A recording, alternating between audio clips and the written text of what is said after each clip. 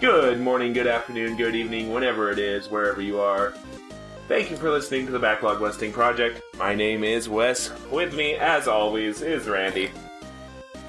Oh boy. Yes, that about sums it up. Oh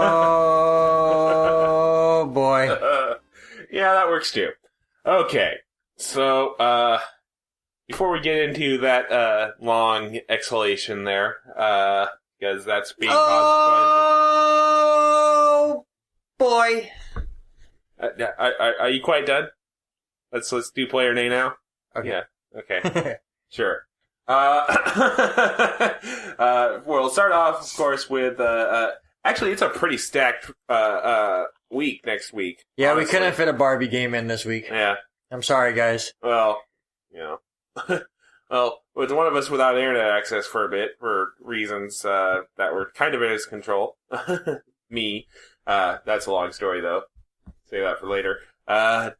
We probably could have done a more player nay if both of us had internet, but we don't, so screw it. We'll start off player nay with Tom Clancy's Rainbow Six Siege. Yep. For PlayStation 4, Xbox One, and PC. Releasing December 1st, developed by Ubisoft Montreal, and of course, published by Ubisoft. Oh, nay. No, just kidding. Yeah. I'm kidding. I did play a little bit of the beta of this game, and, you know, didn't really get too many communicators, and that really kind of sinks this game dead.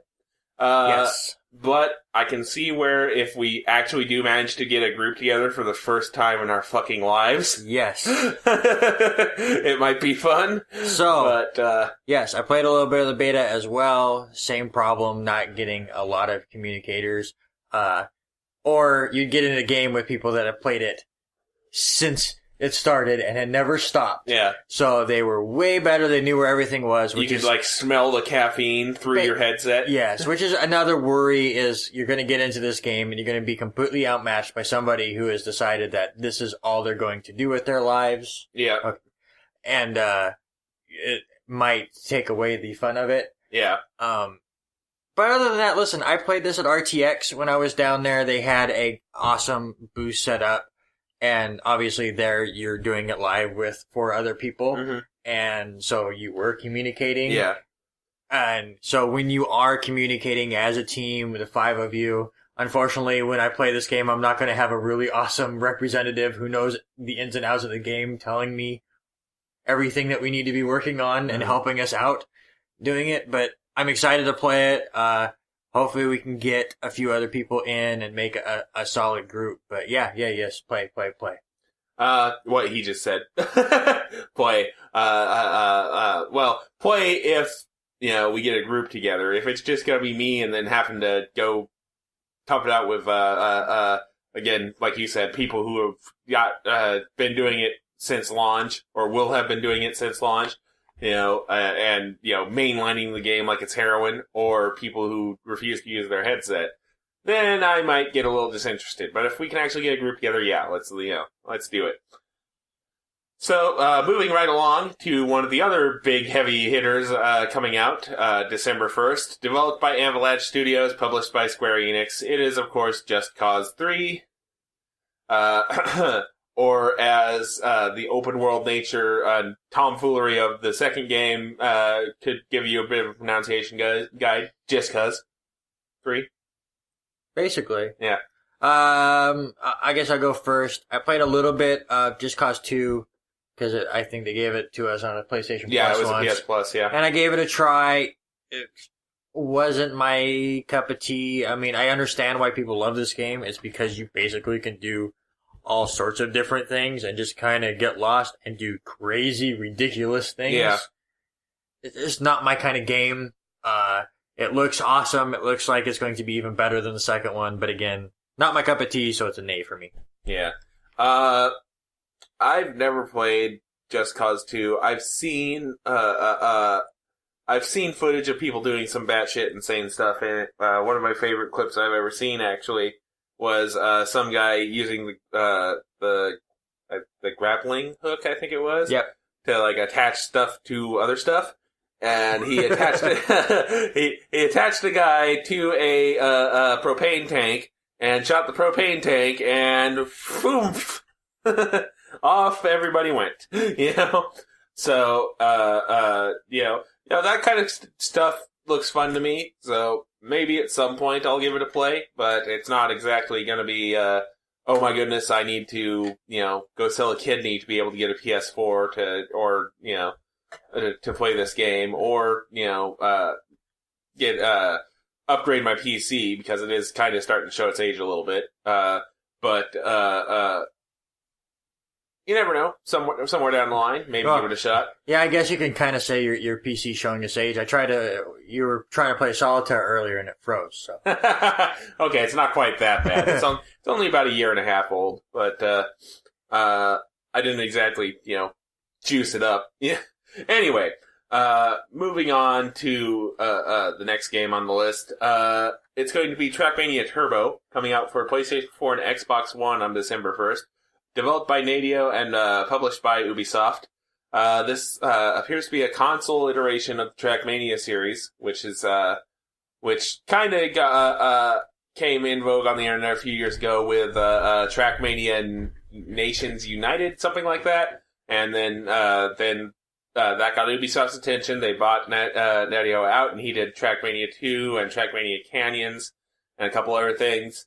And then Trackmania Turbo now coming out for the next generation consoles. Thing is, I actually haven't even thought about Trackmania for a while, and, while I had fun with the original, I'm just not sure I would play this.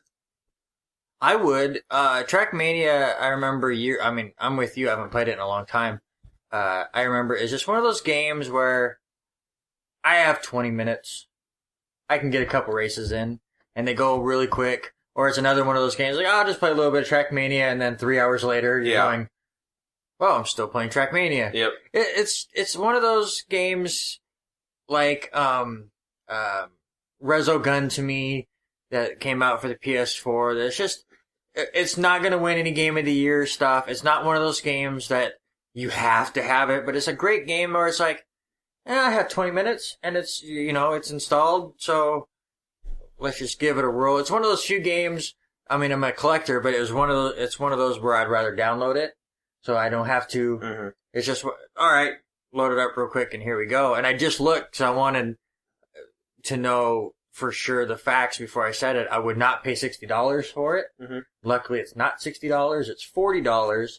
I still wouldn't pay that much. Still a little pricey for me. I would want it more in the $20, $30 range, kind of like where Minecraft is. But at least it's not $60. Yeah. So it's still a slight play for me, maybe when the price goes down. But if you're interested in a good time waster game, like if you've just peggled yourself out, this is a good one for you. Okay. The one thing I'm kind of interested to see is if how good the track customization is. Because that was one of the main draws of the original Trackmania, was the absolutely insane tracks that could be created. And there's one person in particular I want to call out here who probably doesn't even listen to this podcast, but an old friend of mine by the name of, I believe, his internet handle was Geodude. I can't remember his real name off the top of my head right now. But some friend you are. But actually, he probably wouldn't want me. They probably wouldn't want me saying it anyway. But they made a track by the name of Hoop Sparkly that was literally, or Loop Sparkly, excuse me, that was literally just loop-de-loop after loop-de-loop after loop-de-loop in ever-tightening spirals. And, to this day, I get sick when I think of trying to play through that level, just because of the intense speed and, vertigo it gave me. I'm sure he could duplicate it on this game. Oh, God. Please don't.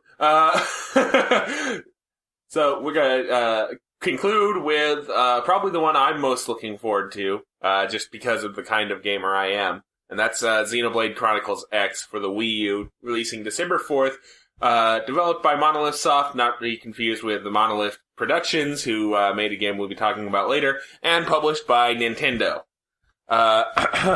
This is, of course, the sequel to Xenoblade Chronicles, which came out for the original Wii and later was ported to the new 3DS. And apparently it is a pretty large RPG. Like, apparently there's a good 100 hours of content in this game, and it's just like, hello! And it looks stunning, especially for what console it's on. Yeah.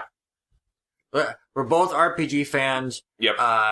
Obviously they come in rare commodities these days, especially the Japanese kind, that at least make it here and they're not on a handheld. Yeah. And then also not make you embarrassed to admit you play them. This might no, this one looks good enough where you're not that embarrassed. Well, no, that's why. Sorry, I wasn't trying to say that about Xenoblade. I was just saying. I was going to say this too, but no. From everything I've seen, no. And it doesn't look like it's going to have Final Fantasy 13 syndrome, where it looks amazing and is terrible. I've never played the first one. This may make me have to throw that first one on the backlog. Yeah. Project here shortly. Well, you do have a new 3DS now, don't you?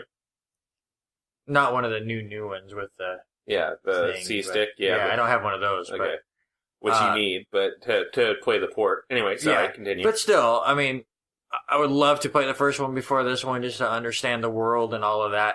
100 hours is a lot. That's kind of why Fallout 4 is not going to see my backlog as far as a project goes. It's a game I'm playing right now and absolutely loving, but that's a lot to play. But it's a play for me. It looks stunning. It looks like Final Fantasy 13 should have been. Yeah. I haven't been following the development of this too closely, but again, RPG fan, and I've been meaning to get to Xenoblade for a while, and been, meaning to get a Wii U for a while, so maybe, come tax time, I'll finally be able to get one of these, and get Xenoblade Chronicles and do all that good sort of stuff. It's definitely a play for me at some point down the line. And yeah, that'll about do it. So, now that we've got, all the player nay out of the way, it's time to, get to a game I think we both wish we could have said nay to. Oh, boy. I thought you were going to say, oh snap. Because my sick burn, bro. Anyway. That was twisted. But wasn't metal. No, it definitely wasn't metal. And neither was this game. Go ahead. Okay. As if our heavy-handed hinting wasn't enough, the co-played game for this episode was Twisted Metal, the 2012 reboot, released Valentine's Day, February 14th, 2012 for the PS3. Developed by Eat, Sleep, Play in coordination with Sony Santa Monica Studio. Published, of course, by Sony. This was, again, a reboot of the Twisted Metal series, which, they should have booted it to the curb. Okay, so let's just go right into it. I think we talked about, on the last podcast when we talked about this game, that I played a lot of Twisted Metal 1. Mm-hmm. I played even more of Twisted Metal 2. And then when Twisted Metal 3 came out, I just lost interest. Like, for a series that I played so much of, just because it was, one of the few PS1 games I had early on, to just, done.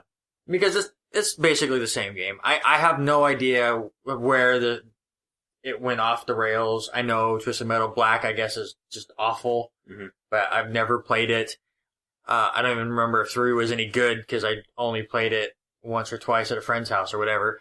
But I played a lot of 1 and a lot of 2. So I went into this with that expectation, and I really think that's why it really severely made me dislike a lot of the things they do in this game as far as the storyline mode goes. I think it also is going to hurt us a lot because we're playing it, look again, 5 years, almost 6 years. I can't do math. 3 years. 2012. 3 or 4 years, excuse me. I can't even. Just over 3.5 years. So, obviously nobody's playing it online anymore. So, you can't check out the online components that well. Mm-hmm. We didn't try the multiplayer. Because we were both sick of it trying to get through the single player. Well, I think I started to get used to it a little bit more as it was going on. Neither of us have finished this game. Wes is closer to it than I am. We're both over halfway done. But here's the thing with me.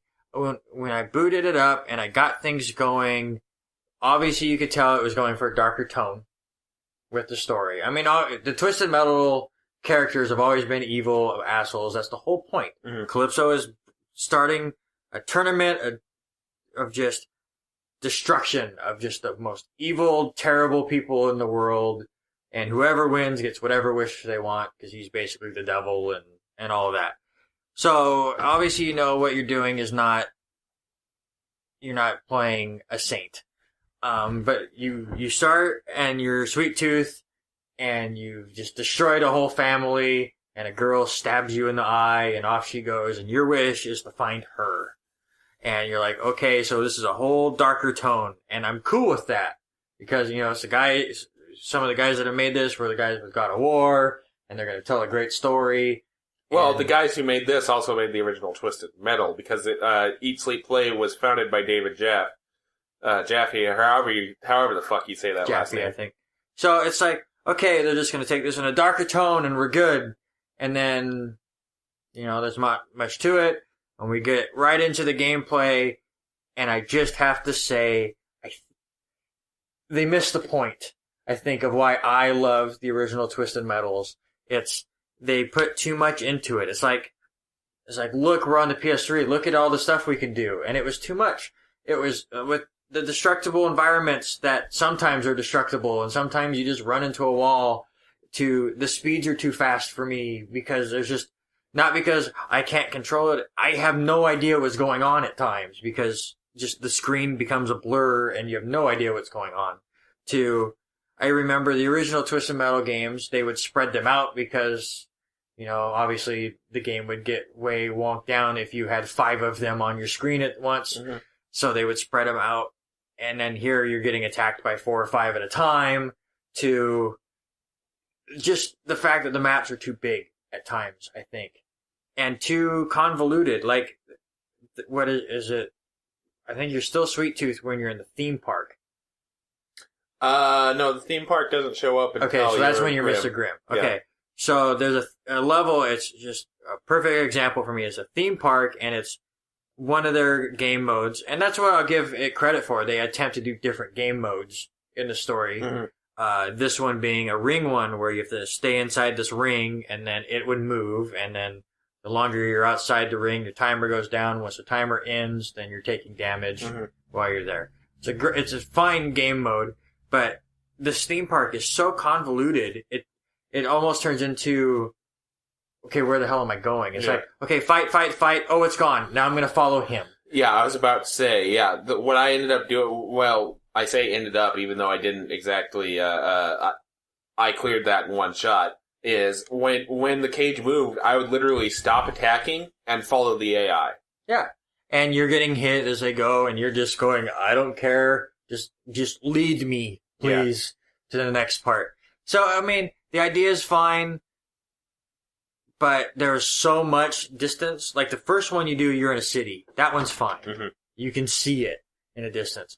There's a couple levels where I went, this is what I love about Twisted Metal. Like, there's one where it's a confined space, and it's just like 6 of you, and it's a very small area, and it's like, this is the Twisted Metal I love. There's 6 enemies. I can see all of them or where they are. I know how to get there. It's not, oh, he's up here. Which highway do I have to take to here? This road exits this way. Screw it. So it's like, that's why I get so frustrated with it. It's because there's parts of it I went, yep, they've hit it. And then they go off the rails like having a race. Oh, God. Yeah. And the thing about that is the races, if they weren't so, I speak as I'm an authority on Twisted Metal when I actually didn't play any of the original Twisted Metal games, but I can kind of tell that the races, even as a newcomer to the Twisted Metal series, I can kind of tell that the races are kind of bolted on as we need to do something. Because there's even a trophy in the game that is named racing in Twisted Metal? And it's like, if you knew if you knew that was going to be the reaction, why didn't you, leave it in the oven a bit longer instead of just making these dumbass races where you're going so, again, the sense of speed, like you said, did get a little overwhelming at times, and the gates were extremely unforgiving, I thought. Like, if you missed by if you were even a hair past, like, I actually ran through the pole of the gate in some instances, and it was still like, you missed the gate. No, I didn't. I ran right through it. Yeah. It's like... I'm with you there, but I never found myself failing because I missed too many gates. I didn't either. I came close, but... There were times where I completely missed a turn. Yeah. Especially in the second one. Oh god, the second one is The second ridiculous. one's rough because it's very long. The first one is when I really noticed that if you don't start well in that race, because in that one you have to finish first to make, detonate everyone else's bombs and stuff, you just restart. Because there was one car every time, Crimson Fury, I think, that if you weren't with him halfway to the turnaround point, just restart, because you're never seeing him again. In the second one, you just have to finish in the top 4, and he seems to be nice and screw up. Or at least I noticed it in my run, and he would kind of come back to the pack a little bit, which was different. Again, I will give them credit for at least attempting different things and not just going, it's a death match with cars. It's a death match with cars again. It's just, they were attempting to do different things, and I will commend them for it, and I don't want to get them on it. I just think they missed the point on some of them. The racing one, especially. But it was just more, it was too much. It's too much speed. There's too much environment. The maps are too big. I don't really like that I understand why they did it, but I really don't like that I gotta choose 3 different vehicles. I mean, it's a cool component, but if I'm playing a storyline about Sweet Tooth, just have me in the ice cream truck the whole time. I mean, because that was the cool thing about Twisted Metal, was you start out your story and you pick one of the 9, 10 characters or whatever it was, and you played their story. You stayed as them, and you got to the end, and then they told you what happened with your wish, or whatever. And obviously, I mean, it always goes bad. Yeah. And here it was, you're playing a Sweet Tooth, but half the time I wasn't in the Sweet Tooth mobile. And in the second chapter, you're Mr. Grimm, and I was never the motorcycle, which is the Mr. Grimm thing. Mr. Grimm was always the challenging part in the Twisted Metal games, because you had no defenses. And here it was like, whatever. Yeah. You just kind of move on. So, I think I hated it more when I first started, just because I think it was so jarring.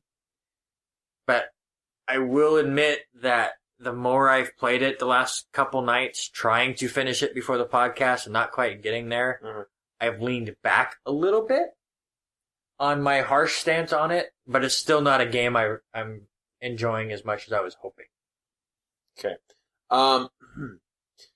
There's a couple of things that you haven't really touched on yet that I want to touch on a little bit.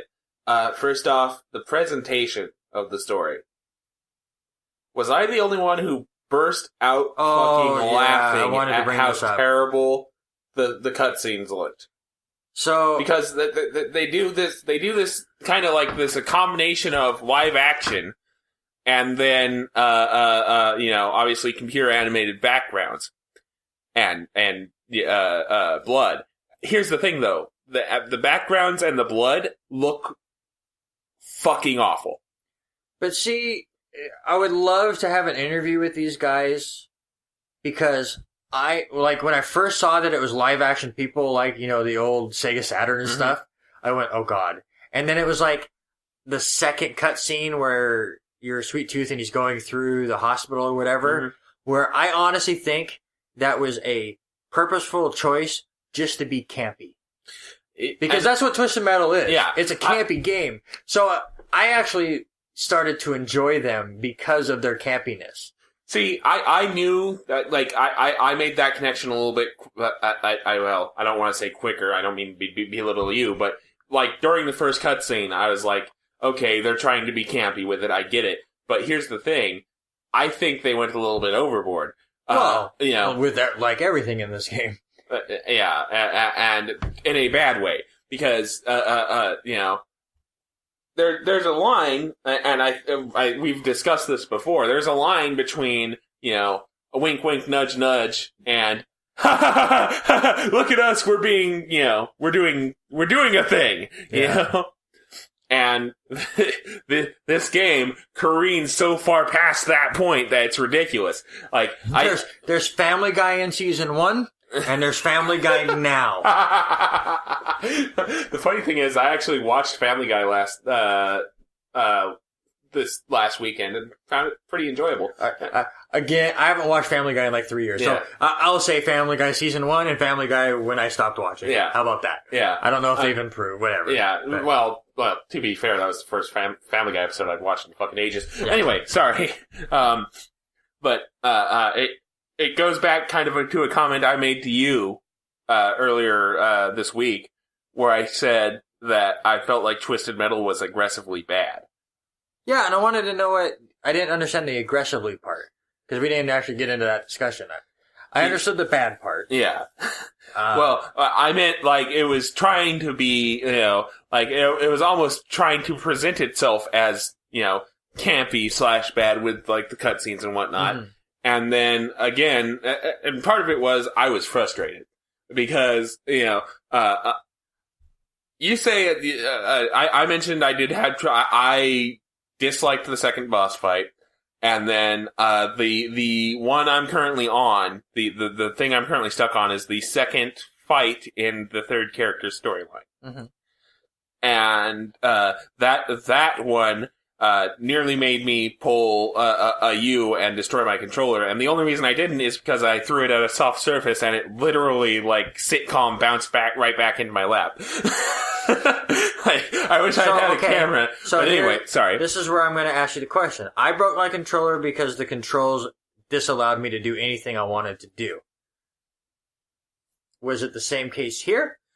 Not exactly. Yes, I was fighting the controls a little bit, but it was also just, I felt that the situation presented was ridiculously unfair. Like, well, it doesn't have to be. Here's the thing, and I mean, we're going to get into this discussion several times in this podcast lifetime. Mm-hmm. To me, like, some games are meant to be really, really hard. I think Twisted Metal, this storyline is supposed to be really, really hard because, and the reason I say that I really think they jacked up the difficulty is it's really short. There are like 16 missions, I think, in this whole thing. Because there was like 4 in the first one and then a boss. And then the next one there was like 5 and then the boss. And I'm sure in the next one there's 5 or 6 and then the boss. There's not a lot there. And these missions don't take long. Yeah. So they wanted to make roadblocks as far as difficulty goes to maybe make the gameplay last longer. And I'm totally fine with that. That's an old NES thing. We don't have a lot of space, so we're going to jack up the difficulty. That's why Ninja Gaiden is so difficult, and why Contra was so difficult, and Ghost of Goblins and stuff. They wanted to take a small game and make it feel larger. So, as far as difficulty goes, which it is at times very difficult and seems very daunting, like you brought up the part that you're on now, they have the 2 juggernauts with extra damage. I remember the one with Mr. Grimm where you have to destroy the 2 juggernauts, and it's in a big city, and you lose them constantly. I died quite a few times there trying to figure out the best strategy. Had no problem with it. It's when the controls are terrible, or that. And I will say, the learning curve for those controls for Twisted Metal is a bitch. I mean, yes, they do have multiple different iterations, but by the time I almost went, screw it, I'm changing these things, I finally went, no, I'm getting there. But, like, when I first started, and, you know, anytime you're in a car in a video game anymore, they start you out, and what do? You hit R2 to go. Nope, that's your main missile. Or any kind of main weapon, which you can change and all that. to go is square. The thing that I don't like is break is circle. That is a pain. But, I mean, again, it's something you just get used to. And I thought it was... Isn't X break? I know no, X is quick turn. Okay. Which can make you feel like it's a break. But if you want to go in reverse, you double tap circle. And there are some... Or use the right stick. You know, that too. But there are some convoluted button controls once you actually look into it. There's some crazy shit you can do, which you never need to. But, like, if you go into the control map of that game, again, they overdid it. Yeah. Like, I think you need to activate turbo in reverse, which kind of seems awkward to me, but, But go ahead, I mean, again, with your, I mean, we're different, but go ahead with your difficulty thing and why, yeah. Well, you know, I would agree with that if I were having difficulty at any other portion of the game, but the only two levels that gave me more than one or two, okay, now I have the gimmick down, deaths, were the second boss fight and the mission I'm currently stuck on. And I feel like, yes, I can see the argument for, you know, a roadblock, but to go from ease to brick fucking wall is just kind of like, and then back down again. Well, you don't know if you're back down again yet. You gotta get by this new brick wall. Well, no. Like, we got first brick wall, and then literally the one actual mission between the boss and the one I'm stuck on right now is a bog standard elimination match. Or not elimination, endurance, where you have to get 8 kills before, without dying. And, you know, it's just like, well, okay, done, you know? And then, oh, hey, dual juggernaut, confined area, with increased health and damage, and oh, by the way, they patrol almost together. So, have fun with that, you know? So, you know, if the other missions have been giving me even the slightest bit of difficulty, besides just one or two of, oh, hey, now I know what's going on here, like the electric one did give me a little bit of trouble, when I first got there, because I kept losing track of it, and then, what was the other one that I had difficulty with? Can't remember off the top of my head. Probably the second race. Second race. Oh, yeah, because there are a couple of times where it's like, here's the gate, and then, quick turn, like, do an e-brake turn, or you'll immediately miss a gate, and it's like... Well, not only will you miss a gate, you'll go off a cliff, and then you're just done. Yeah. Which is fine. I mean, I have no problem with it, because, again, these missions, for the most part, are not that long. Like, you said the second boss is giving you trouble. I like that they don't tell you what's going on with the second boss. I asked you, because you had just shown up while I was playing it, and just, okay, is this what I'm supposed to be doing? And you're like, close. So it's what I like, that it's a trial and error kind of situation, but then I got to the rocket part, and I can't fly the rocket right now. Yeah. I'm going to guess it's because I was playing it after midnight, and my brain is stupid, and I'll give you credit. It wasn't quite that late. Well, actually, no, wait, yes it was, because it was 11:50 when I came back over. Anyway, sorry. Time, how does it work? So, I asked you when you kind of gave up for the night on it, but I kind of feel like I need to explain what that second boss is to explain why I was so frustrated with it. Go for it. No, absolutely. Okay, so the ending of the second character's storyline, you play as Mr. Grimm, and the ending battle is against Dollface in what's called the Iron Maiden, and it's this giant fucking female mannequin robot. Right? And you play on the canyon race level from earlier, which is a huge, windy, twisty canyon with a lot of places to fall and take a fuck ton of fall damage, like half a health bar of fall damage. And you get positioned next to this military-grade like rocket launch vehicle. And on it is a sign from Calypso that says, "Sacrifice to launch." Well, you then see 4 limousines come onto the scene. 3 of them are white and 1 of them is red.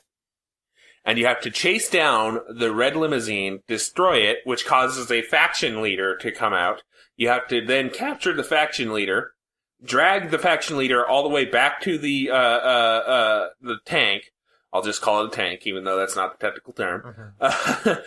And there's a circle behind the tank that you have to stay in for a good 15, 20 seconds to sacrifice the leader, which then launches a nuclear weapon that you then have to steer into the Iron Maiden while it's firing fireballs at you. Oh, and by the way, you have a fuel gauge, so if you fuck up too much, you'll blow up. Or if you get hit by too many of her fireballs, it'll blow up. And if that happens, hey, guess what? Do all that shit over again. And that was my problem. I think I shot 6 missiles at the thing, never hit it once, never died, but just gave up and let's record the podcast. Yeah. So I'll get there, but... Yeah, the missile is finicky, and I will admit that straight out. It's really fucking finicky. So, and the reason why you have to do this, by the way, is because the Iron Maiden has a impenetrable shield until you hit the first nuke. And once you hit the first nuke, her shield goes down, and the tank starts moving. You have to then destroy another red vehicle, capture another faction leader, and then convoy up with the tank again, launch another nuke, hit the Iron Maiden again. Okay, so now, and that gets her attention. And now you have to start shooting at the Iron Maiden with your conventional weapons until you get her down to about somewhere between 3/4 and half health. When this happens, a cutscene plays. She freaks out again, spins the robot around a little bit, and it emits a electric death cage that if you stay outside it for more than 40 seconds, you will self-destruct. And oh, by the way, she'll start moving the cage randomly on this canyon map where you have, if you take a corner wrong, you will fall to your death. And while this is all happening, you then have to damage her down even further. Once she gets to about 20% health, I'll say, she crashes into the bridge, and you have to shoot her down some more as she pounds the ground and shoots doll heads at you. You finally get that done. She falls down through the hole in the bridge that she just created while calling you, dropping 3 F-bombs per sentence because Twisted Metal. And you'd think the fight's over because it fades to black and it goes to you on the map and it's quiet.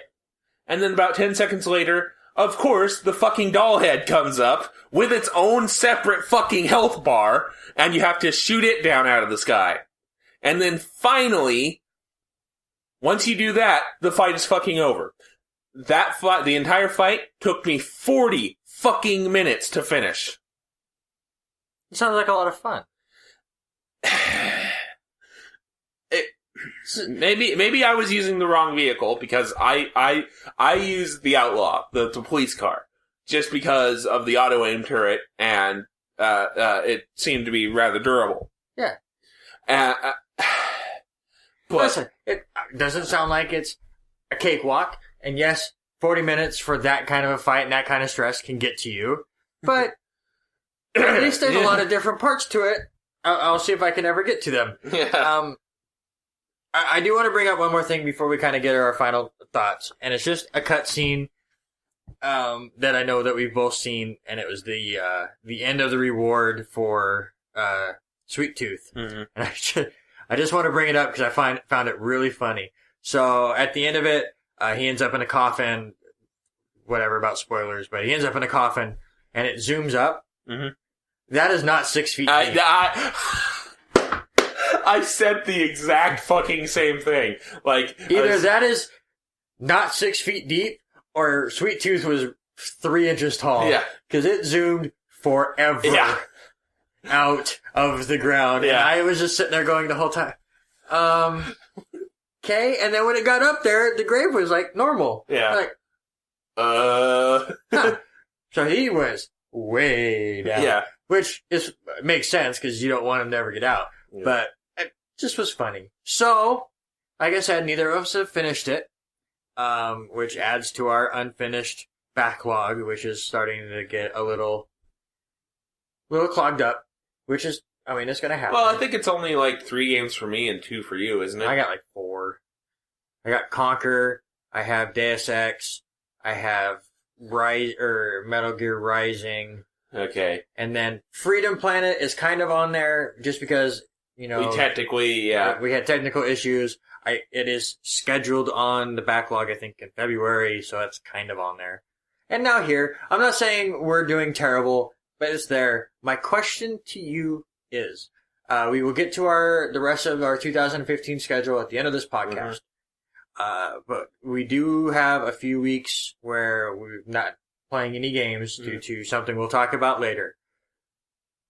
Is this something that you're going to catch up on in that little extra time, or is this going in the Deus Ex, I've played enough of it pile? Poison pile? And I was about to say, I don't count Deus Ex as an unfinished backlog for either of us, because both of us have gone, fuck that. You know?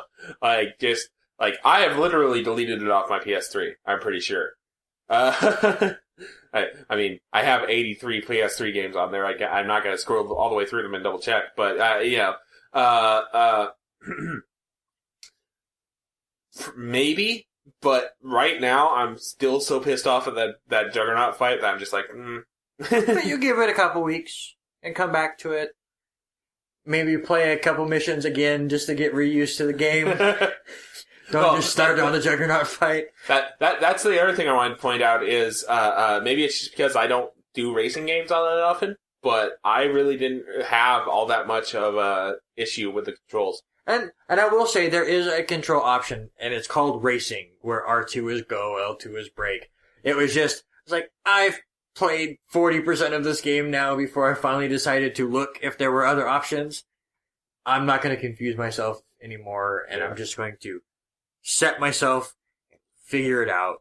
Like I said, when I first started this game, I absolutely hated it, just because of my expectations. I have softened. I still don't think it's going to be anywhere near the top half of my games for 2015 that I have played for this podcast, but it's not Onimusha levels. It's about as nice as I can be without going as mean as what you're about to say. Well, no, I just actually had a bit of a brainwave there because I didn't think Onimusha was that low on your list. It's just, yeah. I have recently re-updated my rankings that is not posted anywhere or anything. I just wanted to do it because of a podcast we'll be doing pretty soon, just to kind of get my mindset. Yeah. And other than Altered Beast, I think Onimusha is the lowest as far as finished games. Ooh, oh boy then. That'll be an interesting discussion on that episode. Yeah. Anyway, I'm not going to be quite as mean as you're probably expecting me to be. Well, I say that, and I'm going to follow it up with it's probably if we do end up doing like a bottom 5 list, it would probably be on there for me. But you know, it's not. Let's see if I can guess. Twisted Metal, Hotline Miami. Hotline Miami. I'd really have to think, because unfortunately, I mean, you spent the year playing 9 Metal Gear games, 4 Fallout games. 4 Fallout games, a God of War that was good. You played some decent games. Yeah.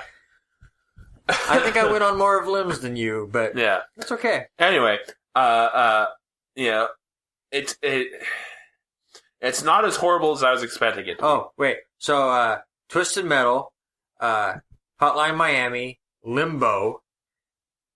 That's as far as I've gotten. All right. There's another one. There's another one you're missing that I think you'll probably smack your forehead when you realize which one it is. That? Oh, Deus Ex doesn't count because we didn't beat it. Right. While you ruminate on that, I will go ahead and introduce your. Well, I get game. Yeah, I was looking up our list. Do your game. And then suddenly he will shout out the answer while I'm trying to do my game, and I will lose my shit. Anyway, my game was Suikoden 1. the first Suikoden, Department of Redundancy Department, developed by Konami, Computer Entertainment Tokyo, and of course published by Konami, released December 15th, 1995 for the PlayStation 1. This game kind of had a bit of an interesting development history. You didn't have to go too far, did you? I forgot about the cave.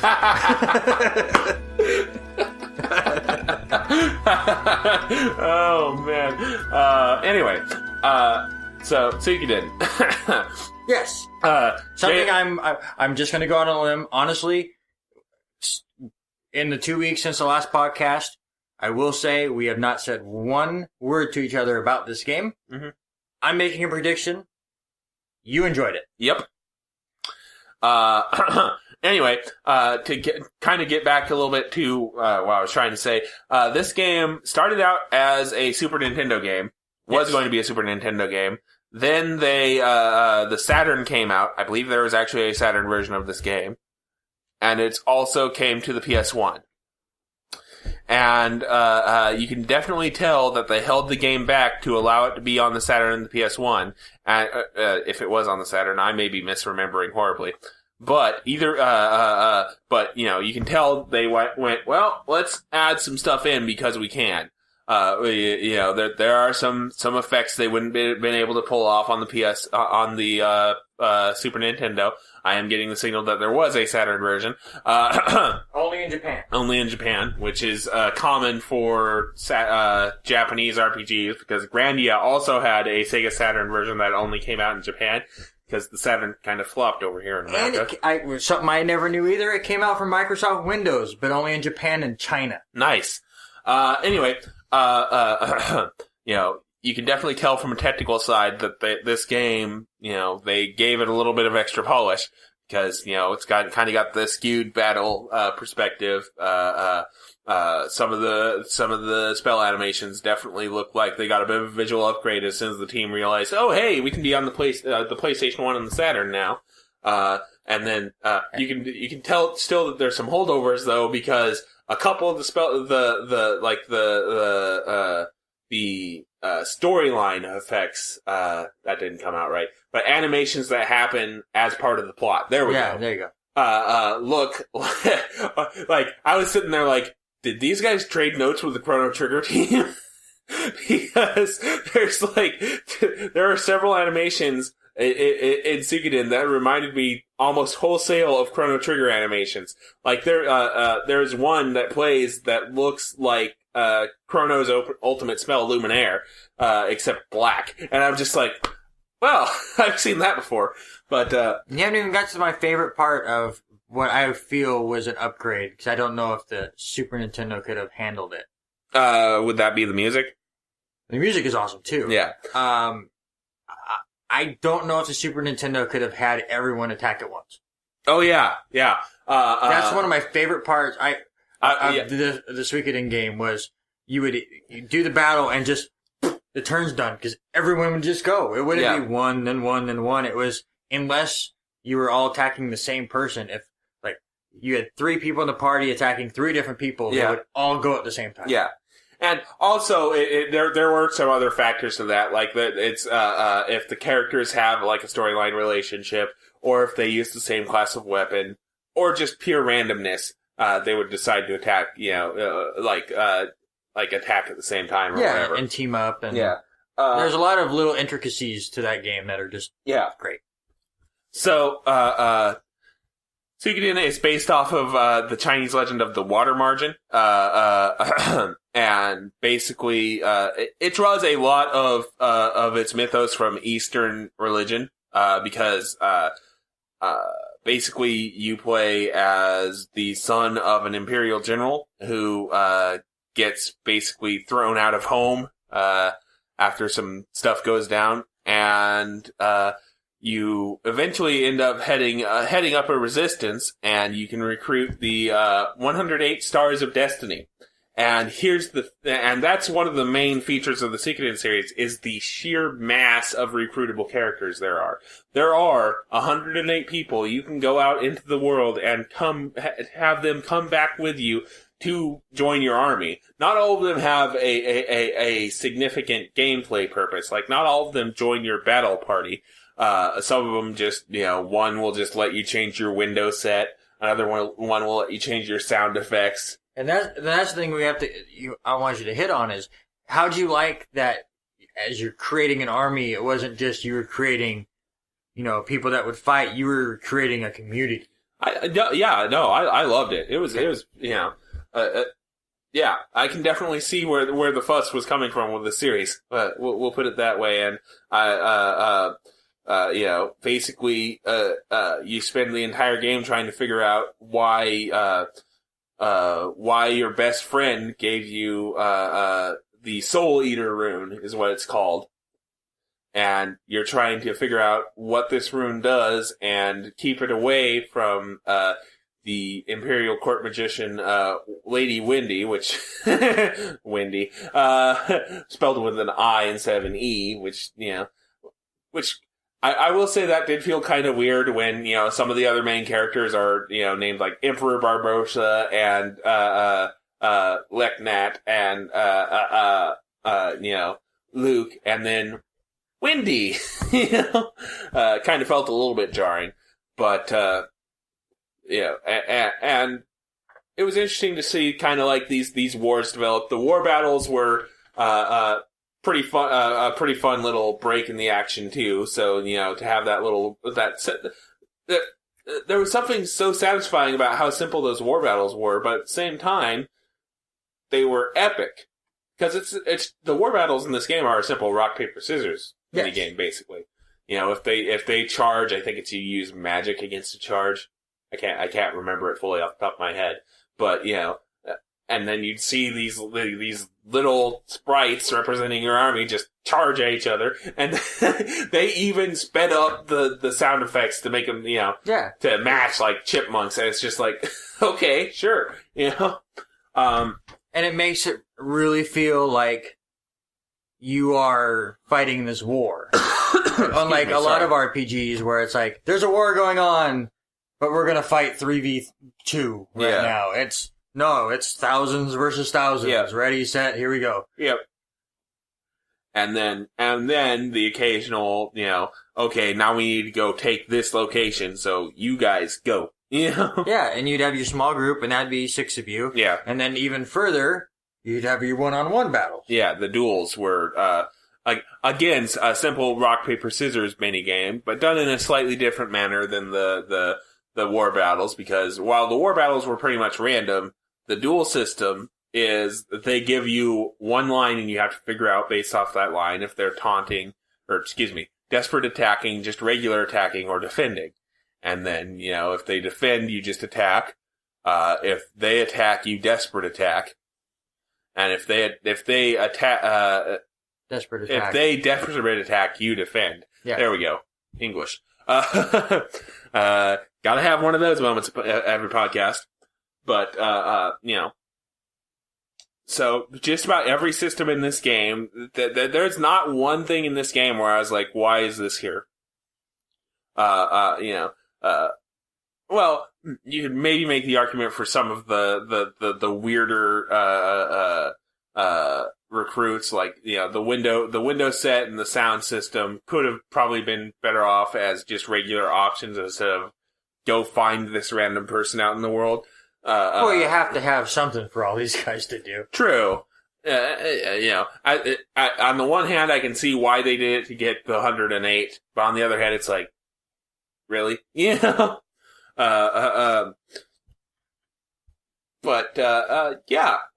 found myself enjoying the time spent with the game a lot. The battle system is, I will say it was a little interesting to see, excuse me, them use the spells per rest system, which is, it's one of the only RPGs I can think of in the Super Nintendo and onward era. And I mean onward, like to this day. I can't think of any other game besides Suikoden that uses the spells per rest system. What does that mean? Where it means like you get you get a certain number of level 1 spells a day, a certain number of level 2 spells a day, so on and so forth. There are 4 levels to each rune, I think. Yeah, it's been so long since I played the first. Well, either of them. We'll get to the other one, but the 4. Anyway, each level gets a specific number of casts, and once you use up those casts, you're done until you take your party to an inn. And whereas other games use a spell costs MP, as long as you have MP, you can keep casting the spell. Whereas Suikoden, it's you get 5 casts of the spell, and then you need to go rest. Which system do you like better? Or is it just kind of it depends on the game. Apples and oranges. Yeah, it depends on the game. Suikoden is balanced around the system, so I find it fine. It's just a little bit jarring to get used to because, like I said, it's one of the only RPGs I've seen in the Super Nintendo and onward era that uses that system. The original Final Fantasy used the level slot system, and Final Fantasy 3, I think, like the 3 that's actually 3, not the not Final Fantasy 6. Oh God, my brain. Okay, I've gone cross-eyed. Okay, anyway. But, yeah. Highly enjoyable game. It's no longer, it's still, the physical version is still a collector's item, but at least you can go buy the PS1 Classic on, PlayStation Network for, I think it's $6. 10, I think. Well, maybe the first one I think first one is 6 and then second one is 10. But, and I have to say, I own the first one. I don't know if I'll ever own the second one. Yeah, the second one. Oh boy, yeah, the second one, for very good reason, I feel, is pretty sought after. And we'll get to that in a minute. Yep. So that'll about do it for my thoughts on Suikoden. Great game. Enjoyed the battle system. Enjoyed the charm. Enjoyed the atmosphere of the world, music, etc. Not a whole lot of issues I could find that couldn't just be, the fact that it was a early PS1 era RPG, and even some of those are alleviated by the fact that it was just literally they went take the work we did for the Super Nintendo version and put it on the PS1. They didn't try to shoehorn in all that much 3D, so they didn't hit some of those snags that say I almost said Final Fantasy VII, but not really. But, game PS for the first 3D RPGs really started hitting. Like, Grandia, even though I love it, it has some issues with its camera. And some... Wild Arms. Yeah, Wild Arms. Yeah, those kind of games where it's obvious they were like, well, we need to do a 3D RPG now. How do we do that? Let's try this. Whoop, shit, that didn't work. Well, back to the drawing board. Yeah, and it makes Suikoden look that much cleaner and that much more adorned. I wish it got more love, and some of the later iterations kind of missed the mark as then they got into the 3D realm and kind of went off the rails, but at least the first one's really good. I've heard the second one's even better. So at least it started out strong. Yeah. All right, so that'll do it for my game. Let's move on to your game. It's going to be Middle-earth: Shadow of Mordor, developed by Monolith Productions and released September 30th, 2014 for just about everything. PC, PS3, Xbox 360, Xbox One, PS4. You wanted to play it on PC, PS4, or Xbox One, though, because of the main attraction of this game was the Nemesis system. Yes, and oh boy, this is another reason why I did not finish Twisted Metal. Because I put in some hours into this game. I will say that the first 5 hours of this game is 100 times better than the last 5 hours of this game. And it's because the Nemesis system and the way this game works around it works so much better when you have no idea what's going on, and shit gets you. It's the thing that I love about the Nemesis system and the way it works, especially early on, is dying does matter. Because if you die, the orc that kills you levels up and ranks up. There's different ranking systems for these orcs. They're completely randomly generated with goofy names and all that.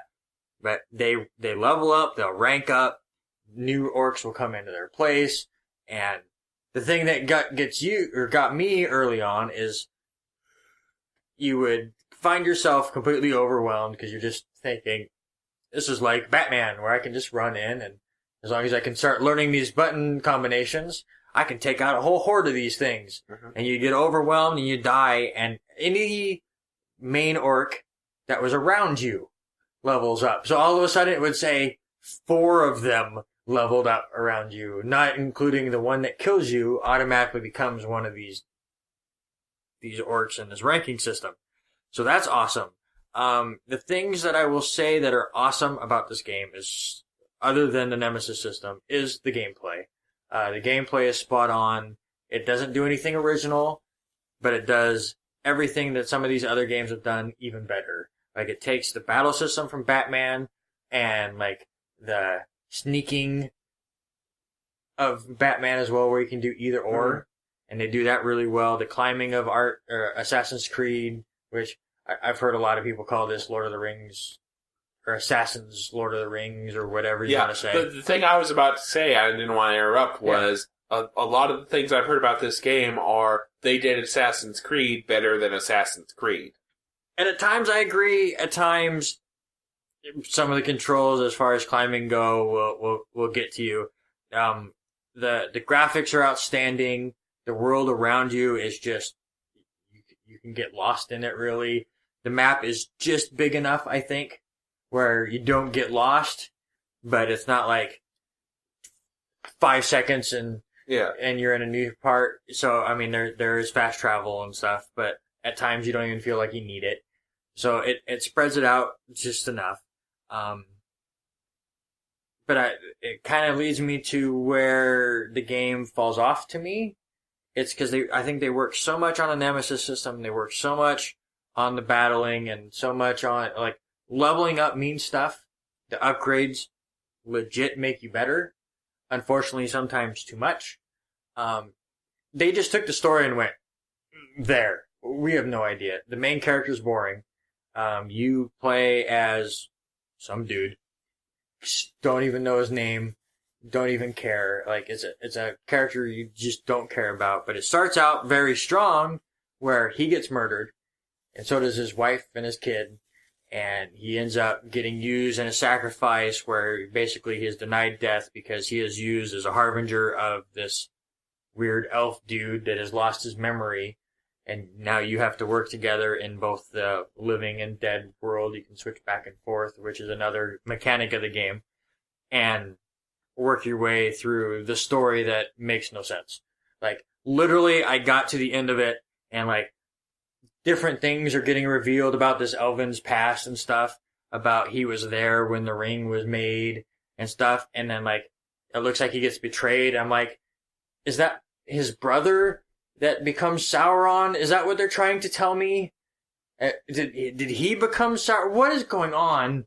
So you get done and you go, okay. So the storyline is whatever. It's in the background, but it's really about the gameplay. And even once you get done with the story, you can work through the Nemesis system and work your way to clean things out. But the second half of this game, to me, gets kind of boring because they give you the ability to control orcs.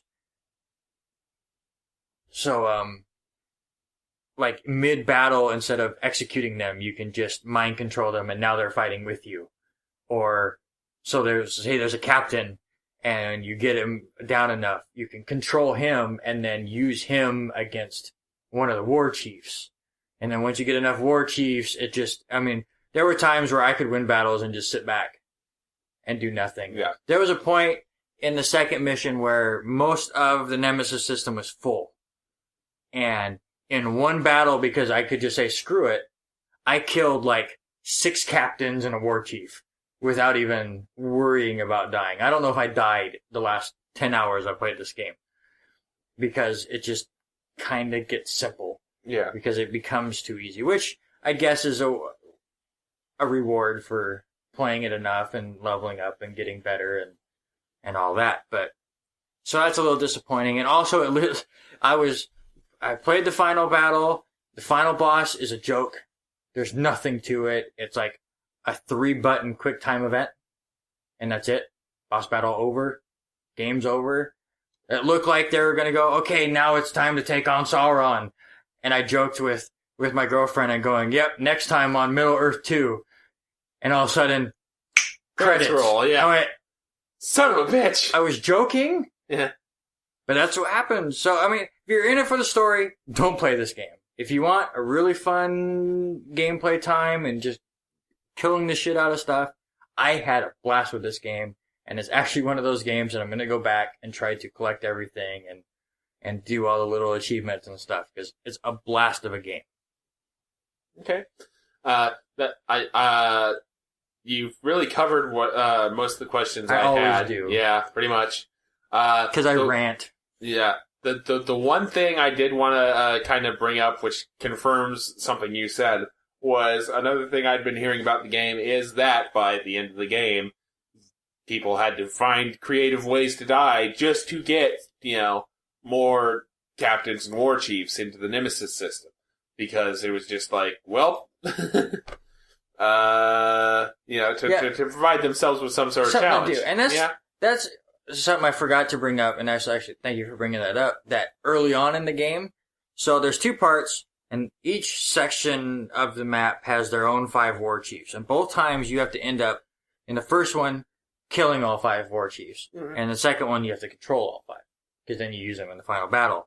Well, in the first one, they tell you it's better to kill their bodyguards, which are lower captains and stuff, before you take on the war chief. So then it's just you and a bunch of middling loser orcs. So you'll go around and you're trying to kill all these bodyguards, which you have to go find a middling intel dude and get the information where he's located and do all of that. And you start killing them, and then if you die, the war chief picks new bodyguards and you start all over. So again, making dying matter, but unfortunately, like I said, dying becomes less and less of a thing as you get stronger and you get some of these extra abilities and you start, I can't remember the names of the animals that you can start riding, and it's a blast of a game. It's just not enough. There's 20 story missions in this game that they call story missions. But I want to say 7 of them, at least, could have been just called side missions. Like, there was a mission that I just never did, and I got done mind controlling the war chiefs in the second part and going, okay, now what do I do? And thinking, because this was the main story and that was just a side thing, because it's just hunting. Yeah. You're just hunting with a dwarf. They called that main mission. Huh. Which is fine. I mean, it's whatever. But again, there's just nothing as far as story, but you get so lost in the Nemesis system and everything else that, like, I played probably 5 hours and then went and, like, looked at something and was like, you're 3% through the game. This is so huge. And then I looked and went, I'm doing nothing I'm supposed to right now.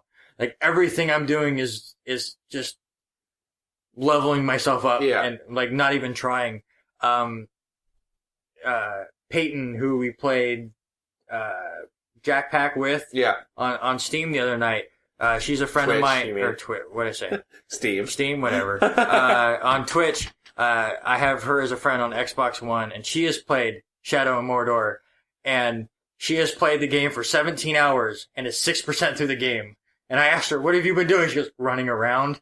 Because you can get lost just doing that until you hit a certain point, and then it becomes nothing. But it's a good game. It's just, I wish there was more depth, and they got stronger with you somehow. So hopefully, as there will be a Shadow of Mordor 2, they come up with an interesting way to do that, and I will definitely be playing that. Okay. Alright. Sounds like a plan. So we didn't exactly follow much of the gaming news this week. So kind of last 2 weeks, nothing really struck out at me. There was an interesting piece on Kotaku the other day where they kind of basically put Ubisoft and Bethesda on notice because since Kotaku leaked information about what later became Assassin's Creed Syndicate. They, late last year, they had a piece about, the then in development, Assassin's Creed Victory, which then became Syndicate. And then, also Kotaku reported about, a Fallout 4 leak that kind of happened, earlier that year, actually. And then as a result of both of those, publishing both of those stories, both Bethesda and, Ubisoft have basically went, hey, Kotaku, you no longer exist. Like, they'll just completely flat out ignore Kotaku. Like, if Kotaku, sends them an email for comment on a story, or asks for, hey, can we talk to, this developer about something, maybe get a preview of such and such game, like, Bethesda and, Ubisoft will just either go no comment or just ignore it. And Kotaku finally made a public post saying, hey, they're ignoring us, and this is probably why, because we posted, journalistic stories about, hey, we had information about Victory and Fallout 4. What are we supposed to do? Sit on our hands? We're journalists. So I kind of found that a bit of an interesting story, especially with all the kind of controversy about what game journalism actually is. That's been kind of bubbling under the surface lately. But other than that, I didn't really see anything. I forget, did that Nintendo Direct happen before or after our last podcast? Oh, I believe that was after. The one where Cloud got announced for Smash Brothers? Cloud got announced for Smash Brothers, which is interesting. Not because Cloud is in Smash Brothers. I'm like, for people that play a lot of Smash Brothers. That's fucking amazing. It's great. I play a little bit of Smash Brothers. I have not bought any of the DLC stuff. Like, my son and I will play it sometimes, just because it's a fun game. Yeah. But it makes me curious if maybe more Final Fantasy finds its way over to Nintendo again, and maybe that just becomes the RPG. What I'm kind of curious is if this means Nintendo and Square have kind of started maybe bridging that gap that gap a bit more. Will Final Fantasy VII find its way to the Nintendo NX? Yeah. I mean, it could. Yeah. I mean, you also have the weird controversy. I just find the name weird, but you have the female Link with the crossbows. They decided to call Linkle, which is whatever. Yay for a female Link. Linkle. I mean, you do have a character named Tinkle that everyone... Tingle. It's close enough to Linkle. Come on. You can come up with a better name than that. Well, but other than that, I mean, there wasn't much to it, but yeah, the Cloud one was decent. I just didn't know if we had talked about it or not. No, we hadn't. So I'm glad you brought that up. Oh, no. I just thought of a very good reason why Tingle and Linkle have similar names. You keep that to yourself, sir. By the look on your face and the color that just drained from it, you detected the aroma of my culinary efforts right there. Yeah. Also, guess whose wrestling books I've been rereading lately. Anyway. Oh, no. Before this train goes completely off the tracks and the tracks start melting, let's talk about what we'll be doing.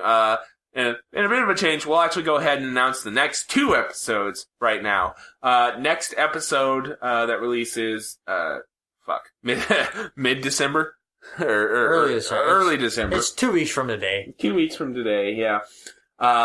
We are going to be co-playing Suikoden 2. With special guest Sean Garmer from the W2M Network, co-op multiplayer, and the 411 Game Zone. I will be playing Tomba for the PS1. I'm so jealous. Yeah. I'm so mad you picked that. And you will be playing an awesome game that everyone should play. It's going to be an instant classic. Sonic Chaos for the Game Gear. I wanted to play a Game Gear game, guys. I wanted to waste 6 AA batteries to play a game. Alright? Hey, could be worse. You could be trying to use the Nomad. I would if I had one. If anyone wants to send one to me, I'll play it. Well, I have a Jaguar, so maybe Alien vs. Predator might end up on that list pretty soon. Well, Nomad was they actually made a portable Sega Genesis. Oh. Yeah, that's what the Nomad is. And that thing, if you thought the Game Gear was bad, oh boy, the Nomad can chew through shit. Anyway, so yeah, that's what we'll be doing for next episode, and then the episode after that, which falls dangerously close to Christmas. We'll just go ahead and say this right now. We're probably going to record it at the same time we record the next episode. Yes. Because it's just going to be, basically, we're calling it a best of 2015, but it's basically just going to be, I think we're just going to have a couple of discussions about lists.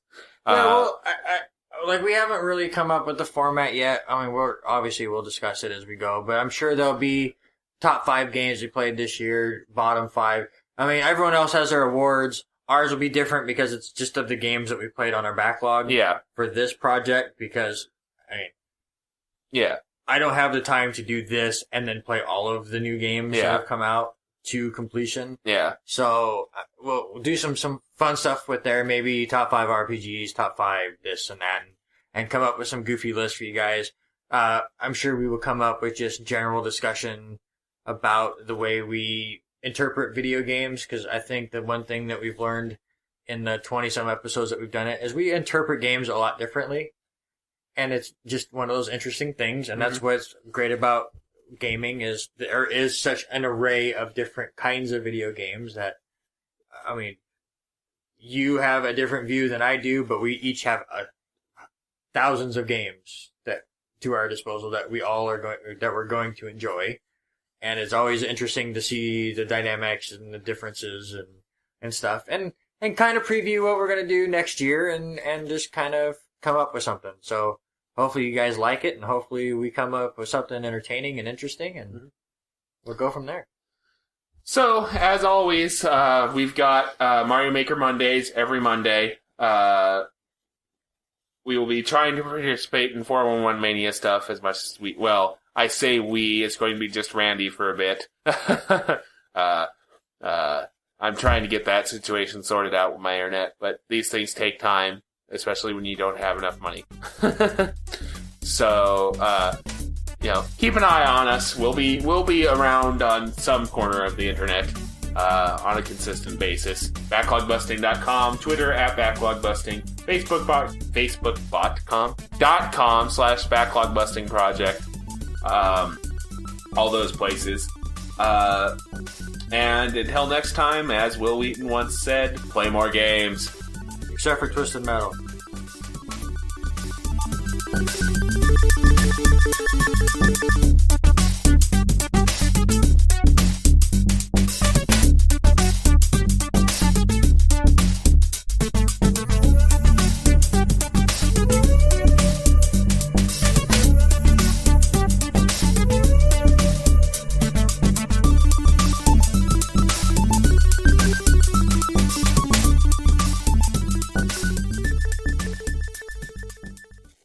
That wasn't very nice of me. I'm sorry, Jaffe. And here, my idea for the singer was going to be us both going, oh!